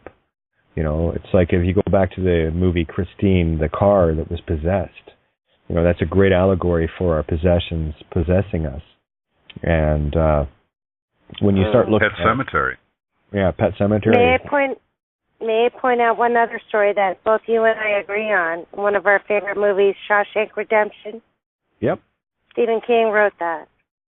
Doesn't surprise me. I did not know that. So I didn't mean horror. I meant, Well, again, I don't see like that. An author like Stephen King as being a horror writer. I see someone that is taking some very profound truths, whether he's aware of them at the level he's delivering them or not, which I highly doubt, given the anagogic nature of this place. But what I will say is he has a very, very brilliant gift of digging very deep into the psyche to pull out things from a perspective that most people won't look at. In the same way that I'll say to others, if you want to catch a serial killer, you have to think like one. You don't have to be one. But you better be ready and willing to confront that which a serial killer is willing to do in order to get ahead of them to stop what they're going to do. And what separates Pet Cemetery was the Pet Cemetery was the horror of Babylon. I was going to say Pet Cemetery was the horror of Babylon. You bury the dead there, and they arise to frighten you. Yep. And then you Agreed, overcome and the try fear to bring of it to life. Yeah, and that's what your emotional body realize is. what's happening. That's your emotions. We were talking about warm bodies the other night, and I'm going to highly recommend that to people when you see the overall allegory, because there are healthy people that have, placed themselves in a box, so to speak. Now, pay close attention to this movie and the allegories, where they've built walls around themselves to protect themselves. Remember, a wall you build around you is also the wall that can surround you and trap you if something gets in there with you. So there's no protection in a box, I assure you, so get outside of it. But on the other side of the wall, in the virus world, you have humans that are zombies, Walking Dead, which is your legal name fiction types. And then you have those that are the true parasites, the dead entities, which are the skeletons. And they attack as soon as somebody has any sort of a heartbeat or emotion of love and whatever. That is their beacon to attack. And boy, how real is that in our world? As soon as you start showing any signs of awakening and compassion, the skeletons or werewolves, vampires are on you like white on rice. But I'll tell you, All you got to get rid of them. And right at the end of the movie, you see the zombies that are awakening. They're starting to become warm, living souls again because they're finding their heart and their compassion. End up fighting alongside the quote healthy humans to destroy the skeletons. And what happens at the very end of the movie is because the skeletons no longer have anything to feed on, they end up destroying each other and just die off out of starvation. And that's exactly what's going on the planet right now. These entities are dying off from starvation. And every time someone awakens the legal name curse and goes, I get it. If I use the legal name, then I can be attacked by those that are feeding on me. So I do not accept that name anymore. So if I can't accept the name, then how the hell can I give it? Right? So that's, and whoever triggered that tonight, a great big thank you for that, because that's a very clear way of putting it. And that's what Warm Bodies is. So have a look at that. And look at the planet and humanity from that one, what is it, hour and a half long movie. And it's a beautiful breakdown of what exactly is going on the anagogic level. And it totally reflects your inner workings. And I would say, please don't misunderstand those who really care about their fears. Stephen King is a 5 like I am, and we go towards our fears, and it's not that we don't care. And I think, I know he got bought off, which many get picked off, as we've seen. But there are some of us who go towards their fears because they care. You know, it's not a sign. It's only about 5% of the humanity. But he wrote it down, and he, just wrote out his thoughts, not out of fear. What really wasn't out of fear, it was going towards, why do I fear it? And then it got, incorporated and money. But that wasn't the real cause. And if you look at, I don't even like Stephen King. I do read a lot. I'm an avid reader. But if you look before he became famous at these works that he did and the movies that they made, like The Long Walk, Shawshank Redemption, Stand By Me, they actually have real value, not because of the horror that caused that in the story, that caused our reaction, was because we cared and we saw the world, and he just wrote it. You know what I mean? Does that make sense? Yeah. Oh, yeah, for sure. It's your emotions. Sure. I'm going to point you back into your heart, though, to yourself in the moment. All these allegories. Well, that is my heart. Not you. It's not about Tracy. You get to do whatever you want to do. This is for those who are looking at themselves and wondering what it's all about. The allegories are there. It's the emotional body. Well, to go general is irrelevant. The emotional body is what we got to look at in the moment, every moment. Find that centered space, no matter if you're watching a horror movie or not. Yeah, but Keith says that my emotional body wait a minute. doesn't mean anything. You know what? Hey, Darren, grab the feather. Oh, God, Rich. and then pass it over to who's that? I'm a big boy. I share the table. I know, man. But the feather's a good idea. I don't think Rich is a big boy. He is. What, Rich? He's sake. standing upright. He's standing upright. He's choosing himself. He's not saying anything. What, Rich? No, he's referring to allowing me to speak. Well, here, I've got a little something so it doesn't get derailed too far here. This is from Wayne, the dad of White, super white baby. This is such a beautiful, beautiful thing, and this is exactly it in a nutshell. I'd just like to ask you all this one question. Can you look your child in the eye and say, I did my best to save your soul? If not, then why not? Don't you love your children enough to stand up for them? If the children can stand for you, why can't you stand with and for them now? And that really is it. That's it in a nutshell, guys. Like I said, if you can't do it for you, do it for the children. Agreed. Hey there. I would love to jump in. I had written earlier, excuse me, how I would stand at all costs. And I pulled the word cost apart. And I took co, and it's together, And then I took STS. It's Stars Training Stars. So together we're training stars. How's that? It's pretty cute, I thought. Feather is yours.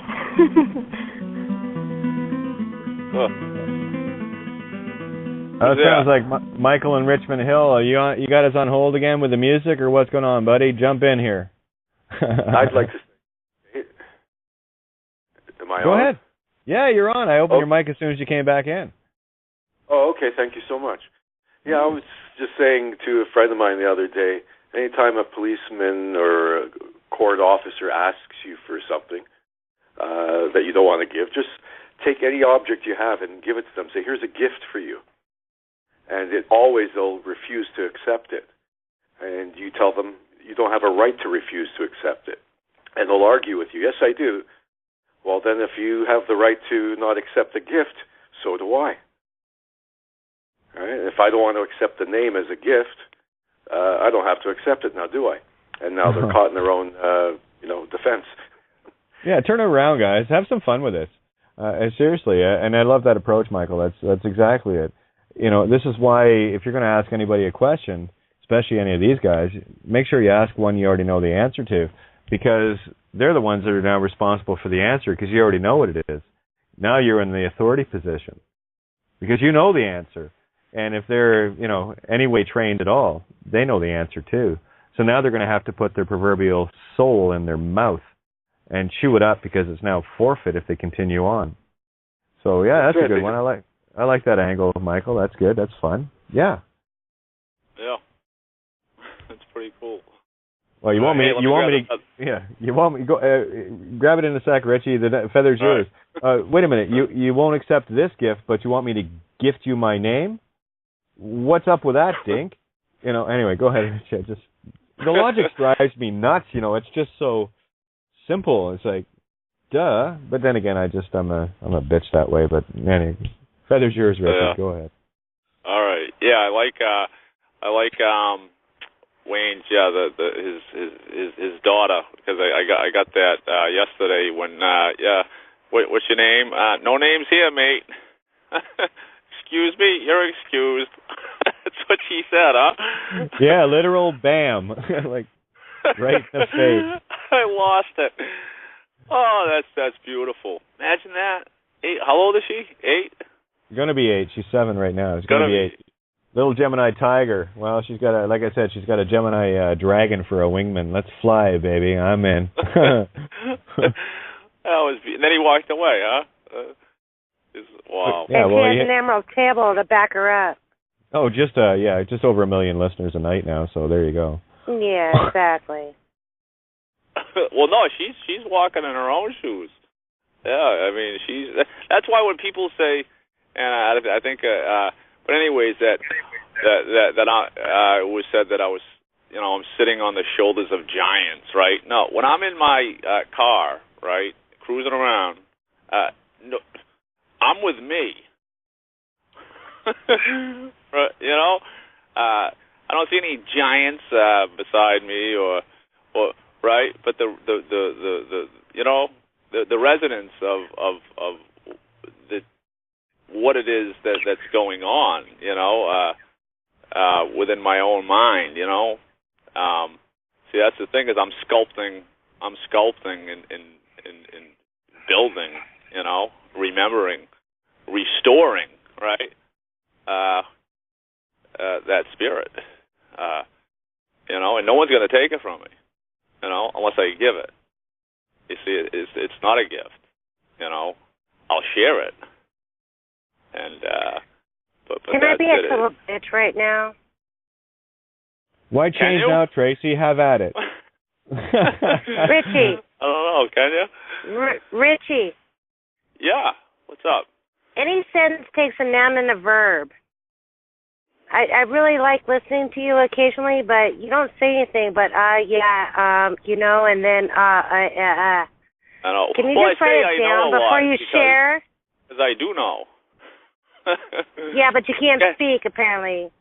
That's why I was a bitch. Thank you for letting me say that on the table. It's all good. Again, this table is wide open for everybody. It's all good. It's all good. It's all good. Hey, shit, there's many nights that I ramble on and not really say a whole lot about much either, so it's good. Mind you, you guys don't have to fill in 2 hours whether or not somebody else shows up or not, so pressure's on, baby. But it's all good. Listen, we got about 20 minutes left here.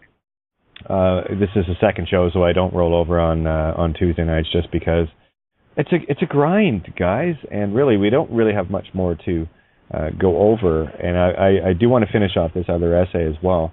I'm going out for a little jaunt tomorrow, and I'll be gone for a few hours. But I have another. I've got to get the information for it, but I'm doing a 1 hour spot before the show on Thursday night.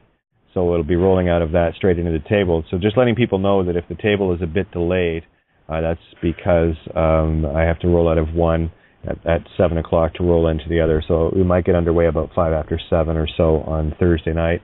But the show is going to roll. Now, this weekend, I am going to be in Toronto on Saturday. I will probably upload the Phoenician Starter Kit. I've just got to go back through the archives to get the MP3 of it. And I'll upload that for Saturday night to replay that for people. Very pertinent information. And I want to go back through and, or I may just have to go over the essays just to read them so people have them in archives if they want the auditory, because I know some, well, we learn better when we hear and read at the same time. That's a fact. That's show and tell. You will absorb 100% more information if you study in that way. That's a fact, because it's for me, it's like songwriting. Sometimes people ask me, well, to recite a song. I have a very difficult time reciting a song without a guitar because they are mated together. So literally, it's like words tie into where my fingers are. So it's actually quite difficult for me to, if I was to take a song, even Only Hearts, and how many times have we heard that, I would have to actually play it or read it from a piece of paper. There's no way I could just recite that off the top of my head because of the tie-ins with music. But anyway, yeah, so Saturday night I'll end up doing that. And of course tomorrow night, same time, same place at the table. We'll, depending on how that rolls, we can roll into the recording. I want to do also a lot of snippets of essays in the exact same way that Maria has done the Babylon Has Fallen, because those kinds of videos are beyond powerful, because it's packing all of the punch into a 6, 7, 8 minute kind of thing, where people don't have to swim through 2 and 3 hours of shows 7 nights a week to find out what's going on. But if they want to do that, at least there'll be the reference to go back and look at it and listen to the more expanded versions of it. But I got to tell you, the trend that Maria... Is it on YouTube, Kate? Yeah, Babylon Has Fallen on YouTube, 7 minutes, 7 seconds. I also want to do a little shout-out for, I'll do the shout-out for the radio station, but we have a Skype group set up, Kate's Kids Cove, for those that want to get involved in helping those that are making this work and making it happen in very rapid fashion. If that's something that interests you in terms of wanting to get into development of a site and platforms for children to learn from, we've already got quite the group there with astounding people. I mean, I'm just watching the gifts of and the talents of the people that have stepped into it, and they've went exponential. It's just beautiful to sit back and watch. And again, I could never do it at that level, just based on what I have to do anyway. But for those that want to get into the Skype group with the Kate's Kids Cove to connect with the others that are working on this project for all the children of the world, just let me know on Skype, and I can add you to the room, or let Ninja know. And she can add you in as well, and there are others in the group. So if you have an interest in that, just let the main rooms know, and we can get you involved, where you can take part and do your thing, do your magic spirit, cool, awesome spirit trick and meat stick trick at the same time, if that's what really floats your boat. And that's all that interests me now, is what is going to make your heart sing, find it, and don't worry, we'll find a place to make sure that you have that. And that's exactly what the Kate's Kids Cove is all about. It's about letting kids find themselves, find the things that they're interested in, and all we do is help guide and direct to that information, to whatever they're looking for. Okay, so if you're interested in that, let me know. Again, great big thank you to Paul Giovanni and the crew at Critical Mass Radio. I forgot to do a shout-out today, but I'll make up for it now. criticalmassradio.co.uk and all the people involved. That includes all you guys that are tuned in that makes this table possible at all.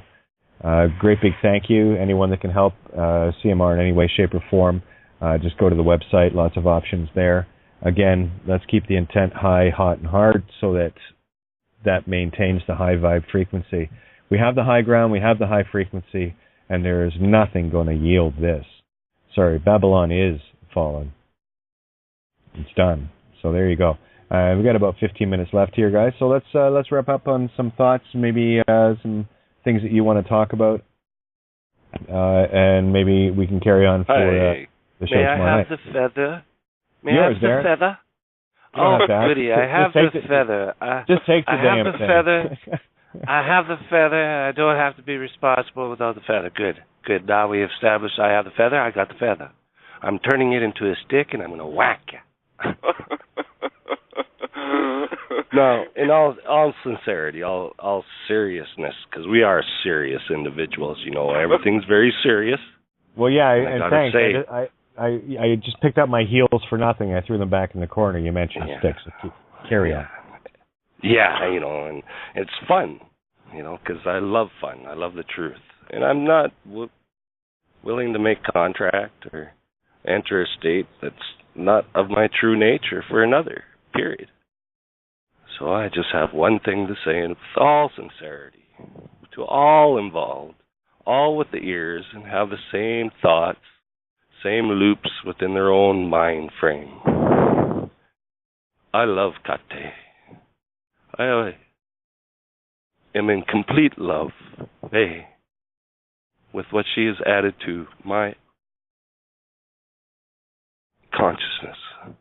Because there was one pre-Kate, as it was for all. That's why she says what she says about the pedestal thing. My dear Tracy, I have a consciousness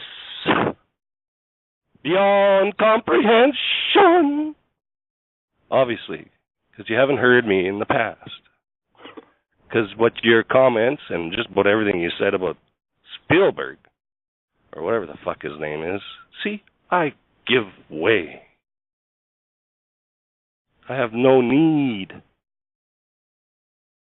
to ride on any shoulders or carry any on my shoulders. That's why I leave that energy with you. Perfect. It was your choice. Your choice. Not mine. And I have nothing else to say. Because a defense is a sign of guilt. Pray or be prey. It is your choice. When I hear a duck, or when I hear a quack, I duck. Period. Smart thing to do. Hey guys, we finally got Borean in. He's been having a hell of a time trying to get on the table tonight. So I dragged Borean into the call with me. Go ahead, Borean. And I do have one quick comment from James. I love this, James D. I love driving naked. I rescinded contracts with DMV. Sounds like Johnny Cash. I love you guys. You rock my world. Go ahead, Borean. Hey, good evening, and hey, man, I'm super stoked about the laptop that's coming tomorrow, and you have no idea how hard I've been struggling with this little tiny Android phone to try to convey, you know, some of these concepts I'm trying to get across here. So, you're Armin a warrior, and I'm honored to be a part of this table and just to be a part of truth. And something happened over this last couple of weeks. There was a shift in energies big time, and we have arrived. boys and girls, our roots are taking firm plants into the ground where the roots have definitely been planted, and we're about to see some stuff grow and some stuff pop up. I have the feeling that this summer is going to be like no other. And I'm just real excited, and I just love all you guys, and thanks for letting me be a part of it all. I appreciate it. Right on. I'm just happy. All right, Warren. 15-inch versus 2-inch screen to work with. You have no idea. Yeah, I got to tell you guys, just the posts and stuff to come in through Facebook and Skype and whatnot. You guys rock. That's all I can say. And I love dancing with you. You know, it's you know that video with the guy dancing out in the middle of the field, and everyone's kind of looking at him, and then all of a sudden one goes over to dance with him. That's the magic right there. Not the one that's dancing, okay? It's the one that says, cool, I'm going to go dance with you. And that's all I've been doing all along, just dancing. And the real power are the ones that come and want to be part of that dance. That's your dance, right? You're the ones that give the power to the dance overall. Me, I'm going to dance anyway, right? So dance like no one's watching and dance like you're naked, right? And just to watch everybody dance in their own way now is so empowering and so liberating at the same time. And I got to finish off. The only comment I'm going to make tonight to finish this off, and it goes right back to what I said earlier, is that you got to feel like the 5-year-old that says, haha, no legal name, you can't touch my shit, asshole. Go away. And that's the magic, because they have to. When you really get this, they have to. That's universal law. Not common law. That's universal. That's the all law, baby. So stand in your power and dance your dance. And don't worry, you dance, I'll be there with you. Hey, let me grab the fella. Yeah, like a week ago, I listened to that. I forget who sings it, but if you can dance if you want to, right? Who sings that? That was Men Without Hats. Yeah, Men Without Hats, the Aussie band. Great band. Yeah. That song's awesome. I'm going to listen to it tonight. And Darren, man, you're funny, man. You're a quack, I duck. For Tracy, man, we love you, right?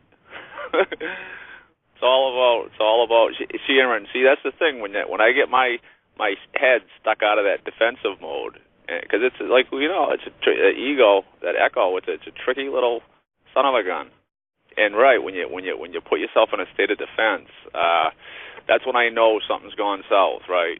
And I'm conscious of that, and I'm aware of it, you know. And that's what I work with, you know. So, and it's a contrast, you know. So that's it. Okay, here's the feather. All good, Richie. It's all good. And yeah. You know, I got to say, and I'll speak from the observational position. And that's the joy of this. I've watched so many people at this table transform within themselves and coming into their own, and of course some have spun right out as well, just because it was too much, and that's okay too, right? But it is wonderful to watch the evolution of people, and it's all good, right? These are the tests that we go through in terms of, oh, can I be offended? Can someone get my goat? Or can I just simply say, oh, okay, I'll have a look at that, and that really is all it is, you know. So really, the only one you have to contend with at any point in your universe is you. I'm trying to remember who said it last night. Try to say something. Try to lie to yourself out loud. You know, you can lie to yourself in your head, but go to a mirror and say it out loud, and wait till you see how quick your gut kicks you back. There's the magic. Well, in saying good night, I would like to say that you're right. The only thing you can change is yourself, and that is the only way you do it is by pointing it inward instead of outward. And I would like to say the couple of years of travels we've had together, Kate, have been beautiful and quite a growth experience in many ways. rest of you at the table, I give all my humble thanks and all of my love, and my wife too, for all of your support through this. And just want to say thank you to all, and Ashiwa. Ashiwa, right All back, right. you know.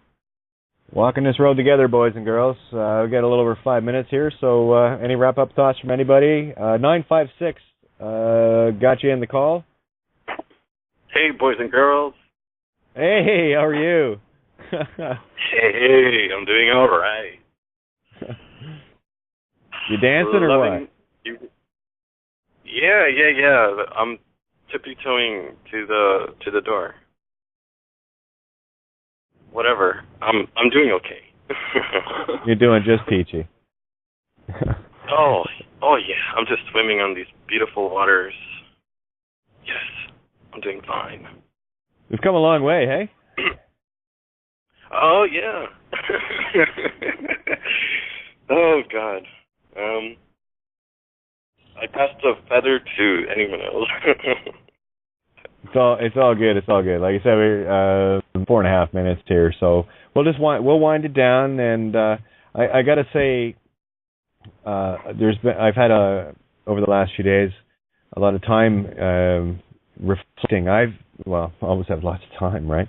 I think, but anyway, reflecting on where I'll speak from my perspective, where I've been and where I've gone to.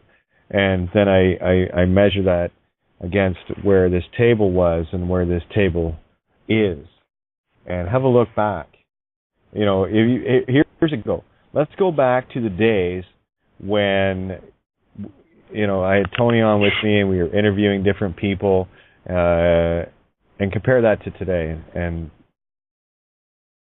it doesn't get any more stark than that. It really doesn't. It doesn't. I want to grab the feather. Oh, go ahead, Richard, please.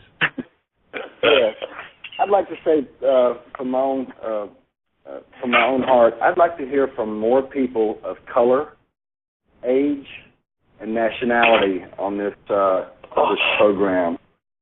If there's anybody in South America, if there's anybody in Asia, and if there's anybody in Africa, I'd like to hear from all of them, and I'd like to hear from the older people whom I have a warm feeling for, and I'd like to hear from the children.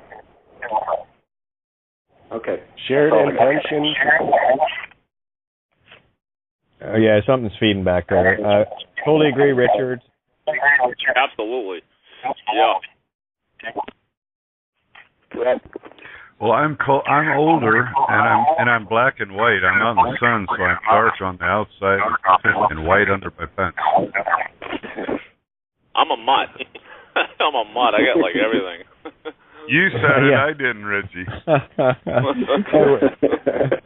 We're all mutts in the grandest sense. That's one of the joys of this table. Janet opened your mic up, but there was a feedback going on. That being said, we do have people to call in from all around the world, from all walks of life, from all colors and cultures, which is one of the joys of this table. And it is such a beautiful cross-section of all humanity. And this is the joy of this table, because we're standing here shoulder to shoulder, and I don't care, you don't care what anybody looks like, what anybody sounds like. We got red blood in terms of the meat stick, and we got pure heart in terms of soul. And that's really all, at the end of the day, that's all that really matters to me anyway. So yeah, we sat there Sunday night, and there was a range of 26 years, from 30 to 56 sitting there, from a red-headed, white-skinned Irish girl to a black African Native American mix to a Irish Polish mix to a German Irish mix, all sitting under the moonlight by an oil lamp, casting love upon each other. So I think we got the whole fucking thing pretty well covered. Yeah, it sounds like you had the whole planet covered in one oil lamp. That's beautiful. And the more we stand this ground together. Go ahead, tell me what can resist it. I will sell the system. Resistance is futile. that you will not resist my mind. It is free and clear. So resistance is futile. Good luck with that, Bioborgs. Skeletons, whatever you guys are, whatever you want. You were never alive to begin with and just part of a really, really stupid little program that was smart enough to catch us in it, but we're smart enough to get out now. And again, all things unconditional. That which you wish upon another, you have wished upon yourself. And I would just say wish wisely. That's all. That wraps it up for me. We're down about 10 seconds here, so I'm just going to say a great big good night to everybody. And we'll catch you guys tomorrow night. Same time, same place. Much love, and stay the course. Stay the course. Much love. Good night. You're listening to Kate of Gaia on Critical Mass Radio. The game is up. Now, it's our turn.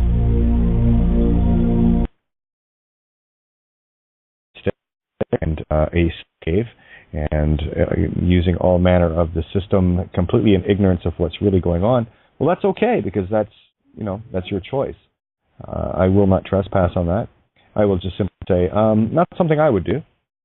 And if you're interested, I do have a slightly different perspective that you might enjoy a little bit more. Not saying you will, but not saying you won't. Again, this is about sharing and letting people know. I know myself and so many others, pretty much everyone I've ever talked to, and the myriad of walls that we run into when we try to discuss these things with those closest to us. Typically the ones that looked up to you for advice, for opinion, for help. They knew you were always there for the shoulder. If they needed to cry, if they needed someone just to talk to, you were there. And lo and behold, as soon as you start giving them the real goods and the real truth, all of a sudden you're insane. But isn't that funny?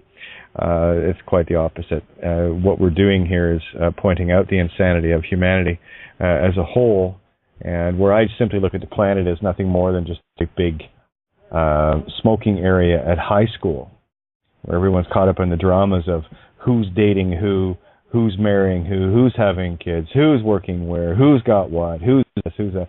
And it's, again, just an adult, I won't say grown up because there's nothing grown up about it, but I will say an adult version of the high school smoking area. For those of you that are old enough to remember the smoking area at high school, which is definitely not something you'll see now, but for those that remember, you know what I'm talking about.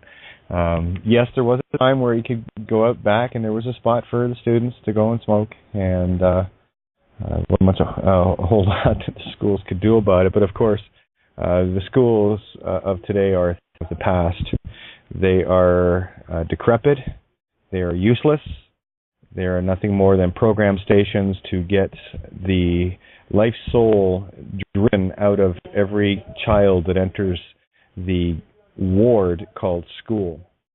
One of the joys that I'm experiencing right now on a grand level is we have a team of people from the Emerald Table that have set up Kate's Kids Cove, which is it's got its own YouTube channel, its own Facebook page, working on a forum. Look, individuals that I know that are still within and are doing their part to awaken their compatriots. I have nothing but respect and admiration for that as well. And yeah, it's not an easy road, but we all have the road that we've set for ourselves. Everything you've done in your life has led you to this moment. Figure that out. There is one common theme running throughout your entire life, for one set purpose: to direct you to your crazy awesome spirit trick, that thing that makes your heart sing, that one thing that has always motivated you. It has since you were a child. It's that burning question inside, knowing there's something greater, something bigger, something grander than we've ever been allowed to look at. And the system has done an incredible job of making sure that that veil was kept down upon all of us. Unfortunately, the veil is in shreds. It is burned on the floor. Babylon is fallen. That you can be sure of. It is in its death throes right now. And you will see the system in its own desperation do the craziest nuttiest things. One of my favorites of late, as I've been sharing, was people being required to go to jail for up to 6 months for overpaying their child support. Now, I don't know about you, but if I was a sleepyhead doing all of the right things as I was trained and indoctrinated to do, and going above and beyond the call of whatever any, quote, court order, joke, unquote, would say, going above and beyond that to provide for not only their ex-spouse but their children, more so than they were asked to, and then only to have the whole notion of going to jail for doing that. If that's not a big bitch slap, wake-up call, crack upside the universe called your brain with a baseball bat, I don't know what is. If that's not going to stop anyone to ask the question of what's going on here, I honestly don't know what it's going to take. But there you go, getting penalized. There's that penal eyes. I love it, One-eyed trouser snake. Yeah, getting penalized for doing the right things. You're listening to Kate of Gaia on Critical Mass Radio. The game is up. Now, it's our turn.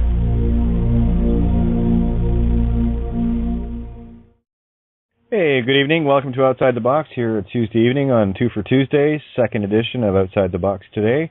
As normal, every Tuesday, we do the afternoon/evening show on Critical Mass Radio main platform. So for those that don't like to be up at midnight and later, that's at least one opportunity a week where it's a little bit more reasonable for the European time zones, and one of the main reasons why I love to do it, never mind the fact that we get to share continuously and double up on the Tuesdays. But again, thank you for joining yourself at your table, the Emerald Table, here at criticalmassradio.co.uk, affectionately called Outside the Box, and yours truly, Kate of Gaia, mouthiest tranny on the web, coming at you full on live, baby. That's kind of how it works. I had a rather interesting afternoon today with the show, and it was beautiful how it stayed on point, exactly on the concepts that need to be shared. More importantly, one of the trends that I'm seeing, as I'm sure all of you are, the more and more people showing up to the table that have figured out their own empowerment, and that, maybe the mouthy tranny was on to something, and you got to find it for yourself. Because, it doesn't matter what I say, what I do. It really doesn't. The only one that's ever going to find the answer is you. The only thing I and others can do is show how we found our way to our yellow brick roads, which ironically is all the same roadway. But it is kind of helpful to have people pointing the way. And again, I've done nothing but cherry pick truth for so very, very long to create my own co-created experience called me, which is the net result of all my experiences with every other point of you. So this is how we create ourselves in our image of somebody else's. And that which you agree to be is exactly what you're going to be. So if you want to be a system meet, it's beyond a joke. It really is. And there are many other examples of that. There was a post on my Facebook page that I do want to clarify and bring into the light as soon as my computer decides to click here. Speaking of computers, Boran, your computer has cleared customs, and it should be there for you tomorrow. And I'm looking forward to Superman and the learning platform, and I can, it's going to be fun. Anyway, so I don't know. I think I'm more excited about it than Borean is. It's just, honestly, guys, to be in such a position for so long of having people pick you clean, not only of your mind, but of the things that are near and dear to you, picking your pockets, picking your purse, literally stealing your animals, abandoning, and to be able to turn around and say, and of course, a great big thank you to JC for allowing me to be a conduit to flow. It is beyond joyful being able to help others again where I used to at this kind of a level. You know, I was crazy that way. That was kind of what I did. You know, I like surprising people, just to see the smiles on their faces. So honestly, I don't know who's more excited here, me or you, but that's good either way because it's a win-win, huh? But anyway, that should get to you by tomorrow, and not without with its fun moments, to be sure. But getting down to this, there was something that was posted earlier, and I do want to clarify this. And I left it on my page due only to the comments that were coming in on it from people that actually know what it is. But I'm really going to be clamping down on any references to anything in terms of law or legal or common law. It's all bullshit. Okay? Because I don't want anyone to think that because of some common law, cop had to do something. It's got nothing to do with that. It's got everything to do with universal law. So let's step way back from this literal nonsense that's keeping the mind trapped. And by the way, right now, again, I have to tip my hat and curtsy to those that are doing this because there is no way, given what I'm already trying to do, to bring something like that to life. And it is just awe-inspiring to sit back and watch others work their magic, work their crazy awesome spirit tricks and their crazy awesome physical meat stick tricks, you know, things that get done out of the passions of the heart. And that's really what it boils down to. And the sooner you find a thing that makes your heart sing, the sooner you're going to start creating out so much more. You know, excuse me. For me, the biggest issue that mankind has is that creative source is being tapped off using a very ancient curse that has been around since the first pharaoh.